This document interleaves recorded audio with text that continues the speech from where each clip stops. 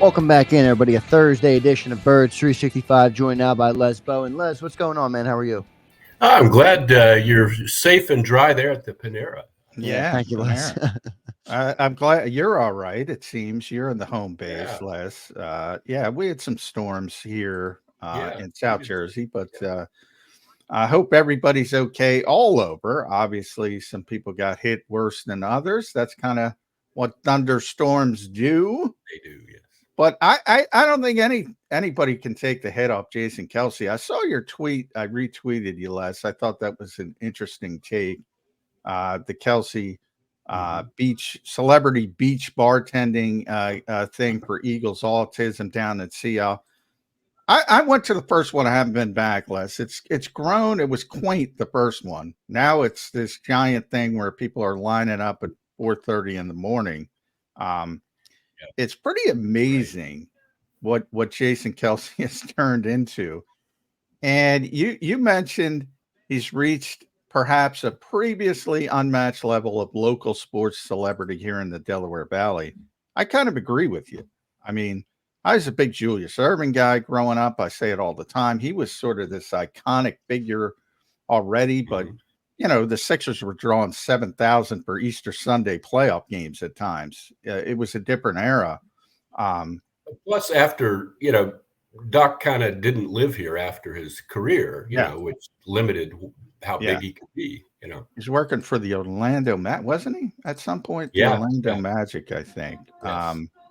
But anyway, I mean, they're big guys along the way, and you covered the Flyers for a long time. Bernie Perrant has one of those guys who stuck around. A lot of those Flyers guys stuck around the area from the Bobby Clark is a huge, it certainly was, and it is a huge icon, muddled somewhat by his general managing career.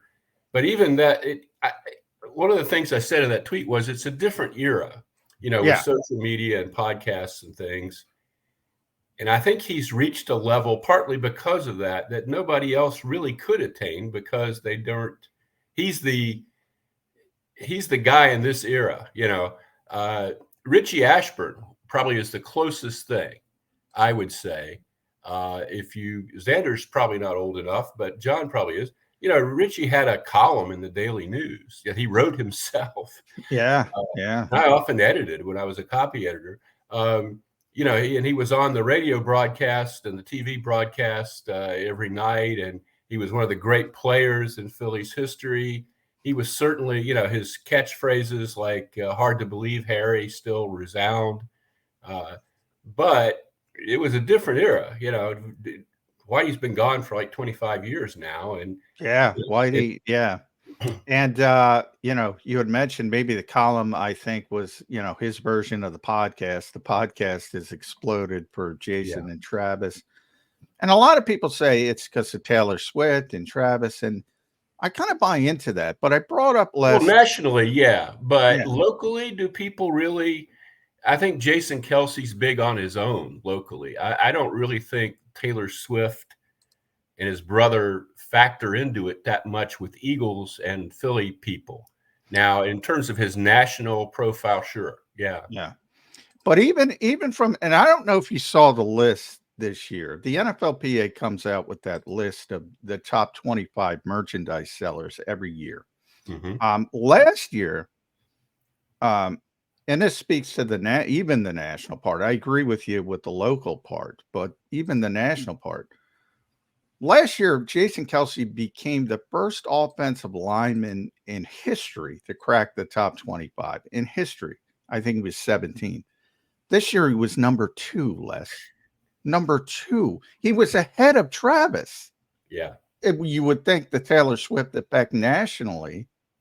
Travis was very high. He was top 10. I forget the exact number, but he might have been 5. Yeah. Jason was number 2 as an offensive lineman. That's a lot of that is driven locally. Obviously, the vast majority of people, I imagine, who are buying Jason Kelce's merchandise are doing it in the Delaware Valley. But he was over at Wembley in London for Taylor's concert, and you got all these clips running around, and there's all these Jason Kelce jerseys. Yeah. It's crazy. Yeah.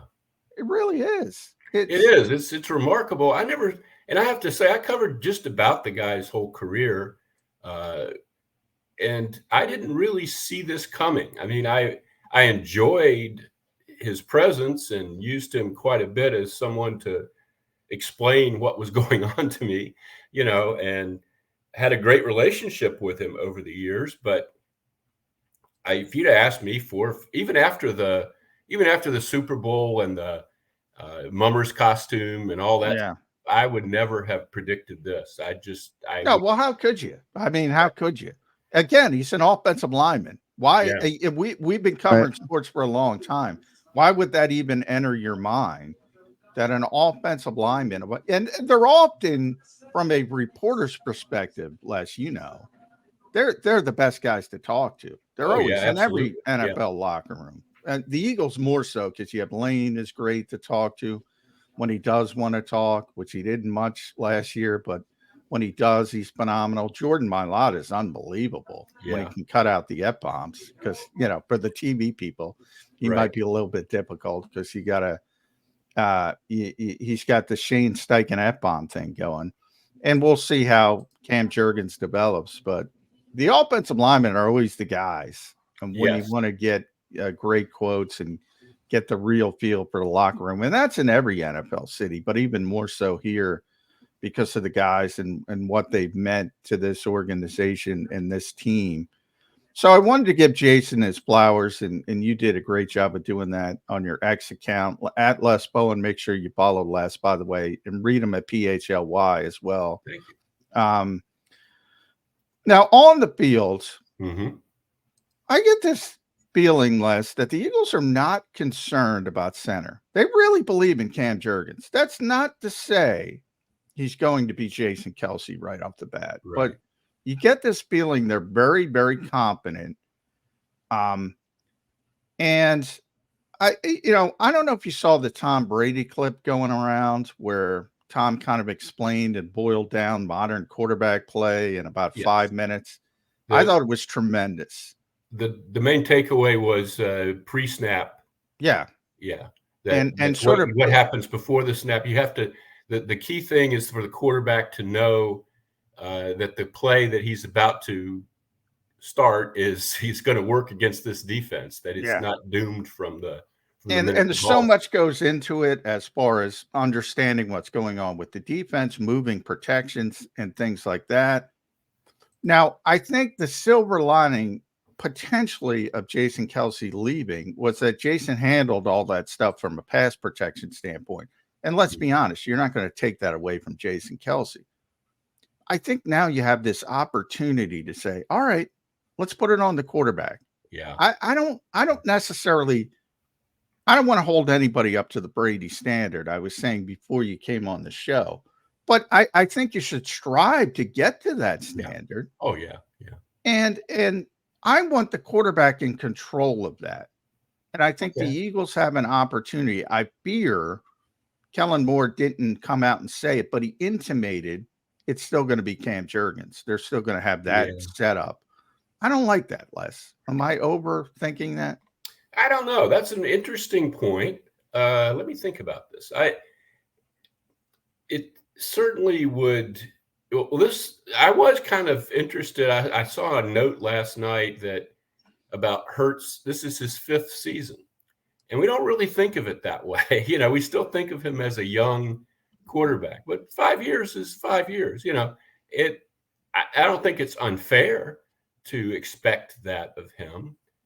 Whether that's who he is, I don't know. I think that's one of the questions that he needs to answer this season is how much of that has he mastered? How good is he at recognizing what a defense is about to do and so forth. I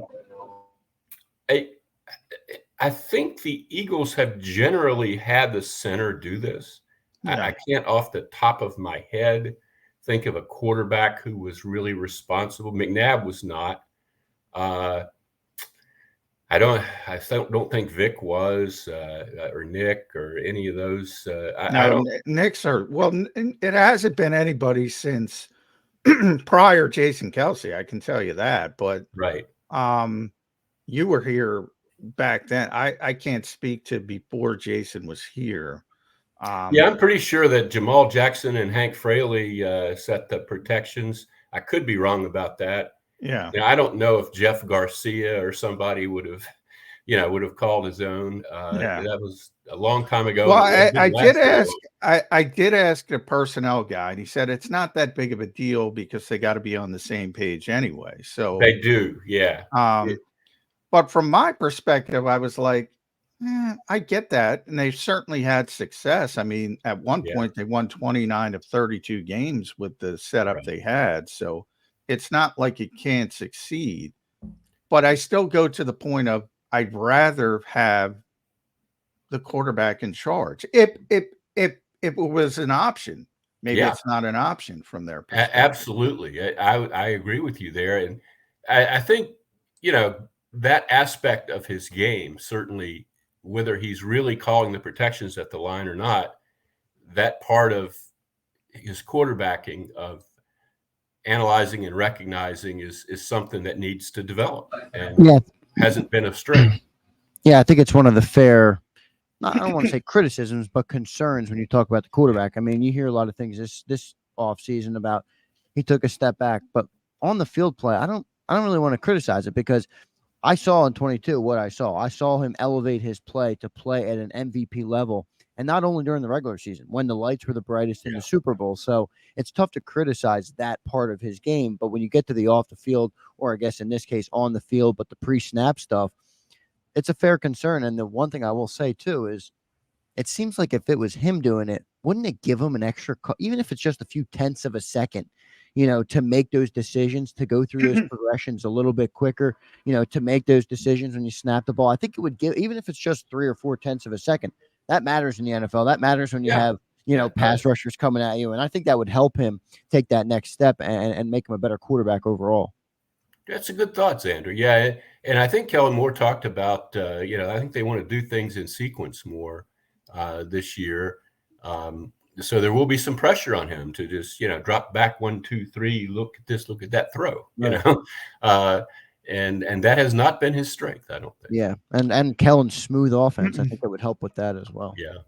And by the way, I think, if they just clean up the turnovers and get back to taking care of the football, I think they're going to be fine offensively. Yeah. I mean, there's too much talent on this. Right. team. And I would make the point that we kind of almost get to Jalen wasn't bad last year. No. I mean, the turnovers were a problem, and the offense kind of went to hell down the stretch and was horrible in that playoff game. But overall, Jalen did some very good things last season. And I think the debate sometimes gets a little bit out of whack about that. Oh, yeah. I mean, he was leading the MVP betting odds when they were 10-1. He was going to be the MVP if he kept it going. Obviously, they didn't. Right. But, yeah, his entire season was not bad. I'm with you 100%. In fact, I think it was pretty darn good up until the collapse where everybody looked bad, including Jalen Hurts. But it was a team effort as well. The coaching staff, throw everybody in there. Everybody deserves blame, and I still can't figure it out, to be honest. No. The enormity of that collapse, Les. But, the shift from Nick Sirianni's offense to Kelton Moore's offense, whether you want to throw 25% on it or 95% as Jalen Hurts did, which I think has more to do with the terminology than anything else. I would think so, yeah. Yeah. There is this thought that quick throws, dump it off to the running back. I'm kind of torn on that because I don't think that's what Jalen Hurts is comfortable with. I don't think that's the best part of his skill set. And I'm at the point where I make the spring training. I'm going to go Jim Schwartz on you, Les, and I'm going to give you the baseball analogy. Like a starting pitcher in baseball might go down to Florida in the spring, and he might want to add a change up to his repertoire, and he'll work on it, and it'll look awful in the Grapefruit League, and people, what's wrong with so and so? and he's working on a new pitch. He's trying to get better. He's trying to evolve his skill set. And then when he goes north, he'll scale back to what works for him, and he stays a top pitcher. Generally, that's what happens with really good pitchers. In the case of Jalen Hurts, I think at practice you should be working on those quick throws, those throws over the middle, dumping it off to the running back. But if you want to turn him into that kind of quarterback, like Brock Purdy, be a point guard, I don't know if I love that. Where are you if that's the tightrope with what's going on with Jalen Hurts? Where are you? Do you want him to turn into more of a? No, I think he's too talented for that, and I also think he has a better arm, I think, than Brock Purdy, and the weapons they have are a little different than the 49ers weapons. McCaffrey is a unique weapon. Deebo Samuel. The Eagles have got a couple guys, and A.J. Brown and Devontae Smith, who are maybe we'll see if the 49ers get their problems with Ayuk, ironed out. Maybe we'll see more of this from their offense. But the Eagles are going to throw long more than the 49ers are. I think that's more. Well, I think they should. But they did fall in love with it, so yeah. I don't mean just down the sideline all the time. You can overdo that, but I think it's a different offense. I guess different personnel, different strengths. No, I don't want to see him be Brock Purdy. I think he's too multi-talented for that, and I think the people around him are different. Even with Saquon, I don't think you've got the same thing as the 49ers have in McCaffrey.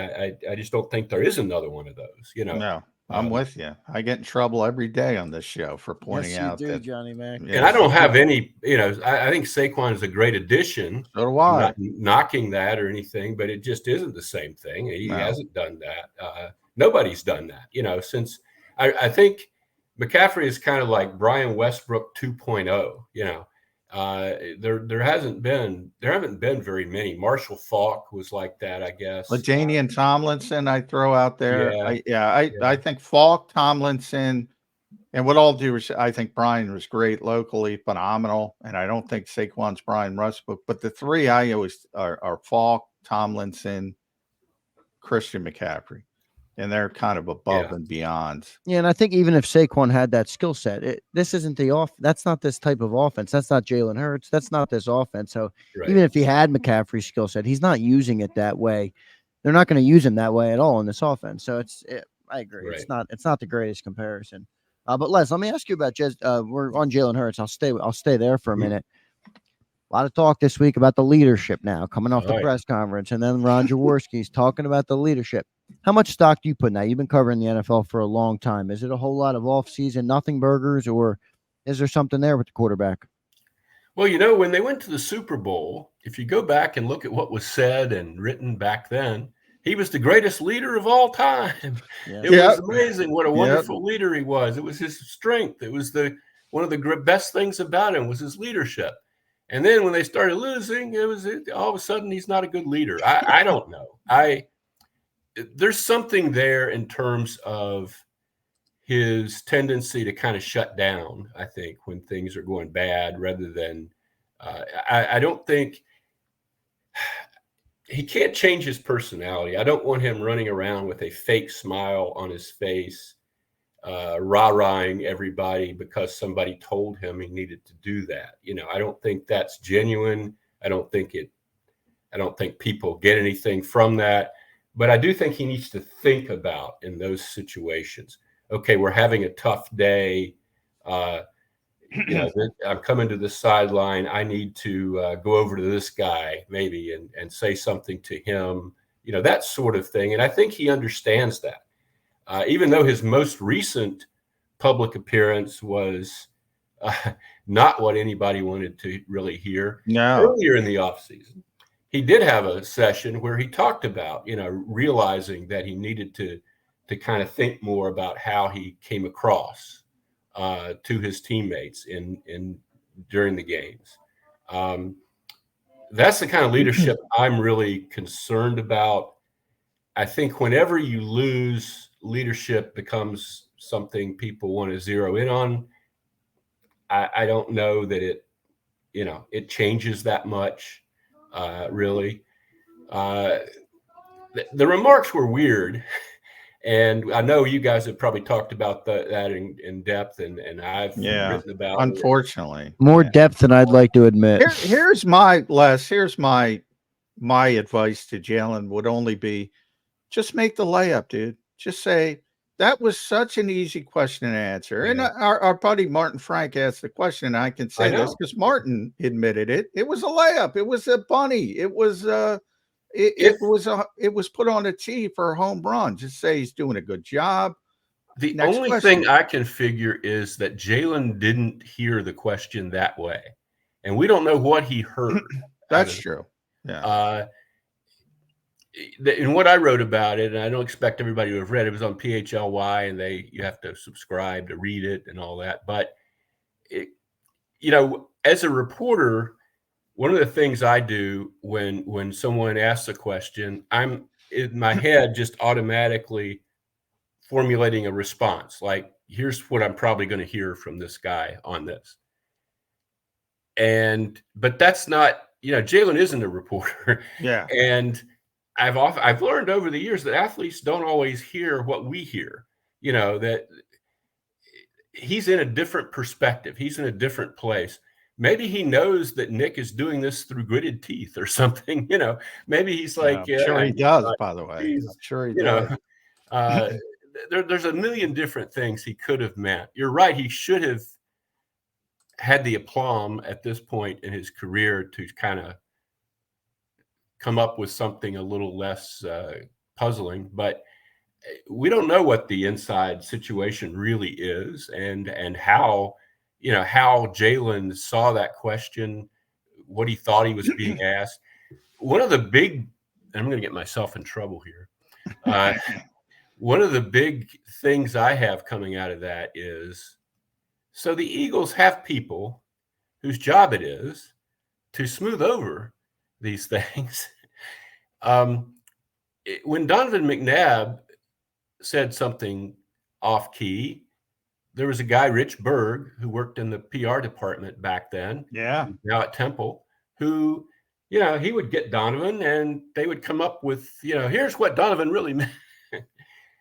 We haven't heard anything from the Eagles. I don't know if they don't think this is important or if they can't, if they don't have that kind of clout with Jalen anymore. I have no idea, but I think, and if you go back to your old colleague Jeff McClain on his podcast reported that I believe is the key members of the Eagles organization, Jeffrey and Howie, I'll get myself in trouble, were disappointed was the word. Mm-hmm. And my take on that was, why wouldn't they be disappointed? You're right. Leaving something, and I talked to somebody in the organization. I got the quote unforced error, tennis, whatever you want to use. You're going away for 6 weeks, and you're leaving the speculation open-ended. Yes. Which is, again, the layup part. And I agree, and I think that was a very valid point that you said, Les. Not everybody has our perspective, and I think more of us have to understand that. But it's still a layup. A layup's a layup. Yeah. And your perspective or not, head coach and, Bob Lang and everybody else in Eagles PR, they prepared them. And that's why they're disappointed. They knew this question was coming about Nick. That's the whole genesis of this offseason. It's about him giving up an offense, which we all know he didn't want to give up. I'll say that. I'll get in trouble. Yeah. Nick loves his offense. He didn't want to give it up. He knew if he didn't give it up, you're in Doug Peterson territory where it's like, all right, you're going to get forced to give it up. And you can either agree to it or disagree. So I think that's the part where the Eagles, he was prepared, Les. Yeah. He was prepared for that question, and he didn't handle it. No, he didn't. I just wonder if if maybe Jalen liked the offense as it was, because he was I think the he did. 95% thing is a complaint. I mean, it's like, That's how here I I saw am it. learning a whole damn new offense, maybe he just didn't like the play calling. Maybe he thought the offense was just fine the way it was. If they called the different sequence of plays, if they, stopped using the bubble screen 27 times a game, maybe he didn't really see a need to go with the whole new offense. I don't know. But it is I fascinating. think you're 100%. I think you're on to something. He's talked about continuity a couple times and about what he's been through in his career, and it's like he keeps changing and changing and changing. And I think, Tom, I go back to Tom Brady. He talked about how important continuity was and how you got to evolve off of that. So I think you're on to something there, Les. I think 100%. And the 95% thing got some pushback.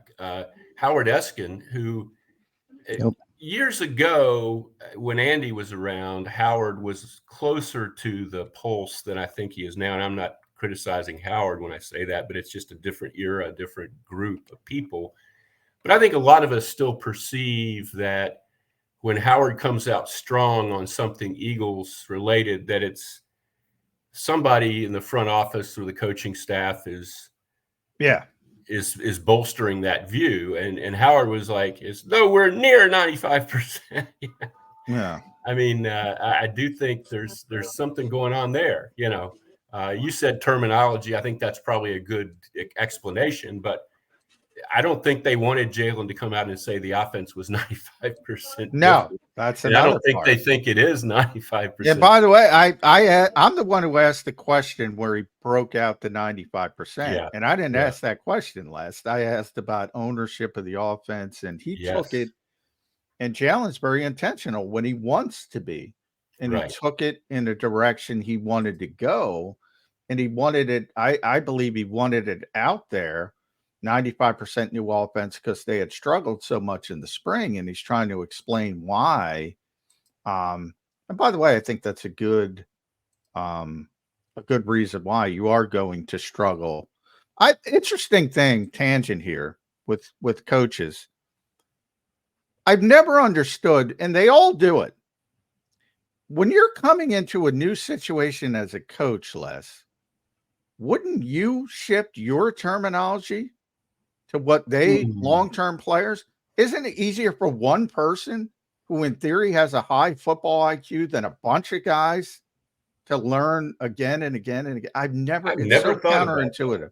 I've never thought about that. I on the surface, that makes a great deal of sense. I've never heard of anybody doing it, though. I mean, no, nobody's ever. I'm not criticizing Kellen Moore. Nobody does it. I've just always thought it doesn't make sense to me.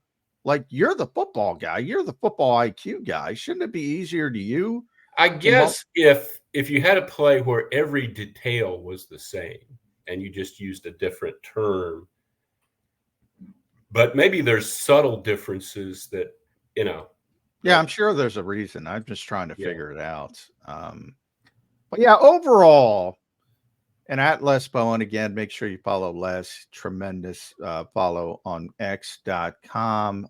You can read him at PHLY. Subscribe to read Les because he's that good. The offense as a whole, we just kind of talked about. I look, Nick's going to say the right things. If you put a gun to my head, I'm going to tell you he didn't want to give up the offense. Oh, I agree. Yeah. Can this succeed? We're both stipulating that. Can this succeed when you have a guy being essentially, even though he was politically savvy enough, this is how I describe it, Les, to understand what was coming. So he got ahead of it. And he was proactive. And I think he did a good job as far as trying to forge a path to 2025, because if you think about it, Kevin Patullo's still here. Jamal Singleton's still here. Stout's obviously still here. Aaron Moorhead's still here. Most of his guys are still here on the offensive side. And if they're really successful, hey, Kellen Moore goes and he's a head coach somewhere, and Nick Sirianni's back in full control. Right. So I think he was very politically savvy in how he did it. But from my perspective, he didn't want to give it up. Can that succeed?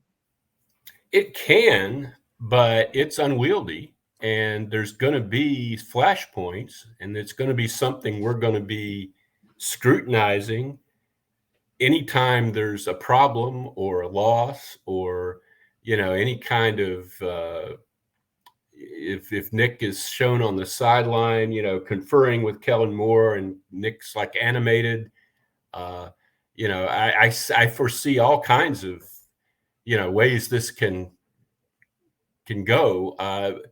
It can work. I mean, there's a lot of talent, as you said here. Yeah.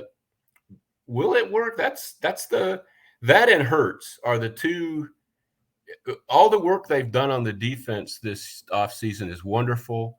It doesn't mean a darn thing if those two things. It's all about Jalen Hurts, and it's about the Sirianni as overseer of an offense that isn't his, and how Kellen Moore's offense works. That's 1 and 1A for whether the Eagles are really good this year.